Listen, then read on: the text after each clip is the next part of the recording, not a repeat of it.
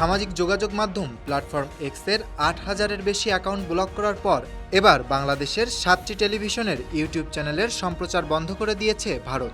জাতীয় নিরাপত্তা সংক্রান্ত কারণ দেখিয়ে ভারত সরকারের অনুরোধের পর এ পদক্ষেপ নিয়েছে ইউটিউব। মেটা, ইউটিউব ও এক্স অ্যাকাউন্ট ব্লক করেই ক্ষান্ত হননি দেশটির সরকার। বন্ধ করে দিয়েছে নিজ দেশের অন্যতম জনপ্রিয় সংবাদ মাধ্যম দ্য ওয়্যারের ওয়েবসাইটও।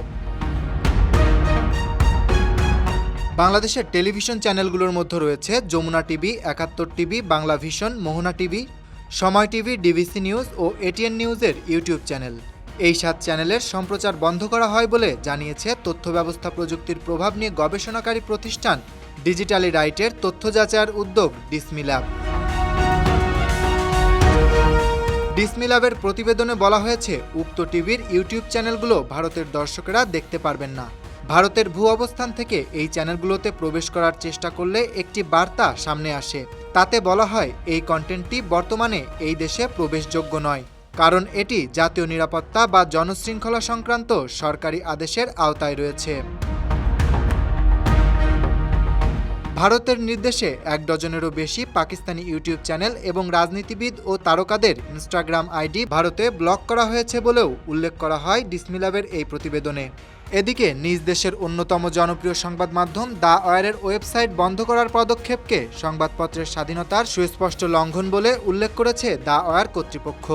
দ্য ওয়্যার এই ঘটনাকে নগ্ন সেন্সরশিপের শামিল বলে তীব্র নিন্দা জানিয়েছে।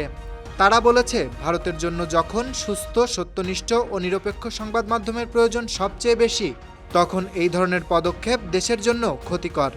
গণমাধ্যমটির কর্তৃপক্ষ জানিয়েছে, তারা এই স্বেচ্ছাচারী ও অস্পষ্ট সরকারি নির্দেশের বিরুদ্ধে আইনি লড়াই শুরু করার প্রস্তুতি নিচ্ছে। গণমাধ্যম একটি রাষ্ট্রের আয়না, যেখানে জনগণের চিন্তা, মত প্রকাশ ও সমালোচনার স্বাধীনতা প্রতিফলিত হয়। সাম্প্রতিক সময়ে ভারতের সরকার কর্তৃক একাধিক টিভি চ্যানেল, ইউটিউব চ্যানেল ও সামাজিক মাধ্যম অ্যাকাউন্ট ব্লক করার ঘটনা গণমাধ্যমের স্বাধীনতা নিয়ে নতুন করে প্রশ্ন তুলে দিয়েছে।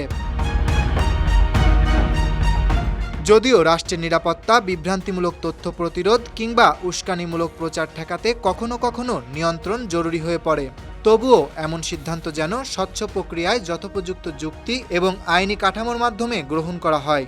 কেননা অতিরিক্ত নিয়ন্ত্রণ বা মত প্রকাশের স্বাধীনতার উপর হস্তক্ষেপ কেবল জনমনে সন্দেহ ও অসন্তোষই তৈরি করে না, বরং গণতন্ত্রের মূল ভিত্তিকেও দুর্বল করে তোলে। Dhaka express desk report.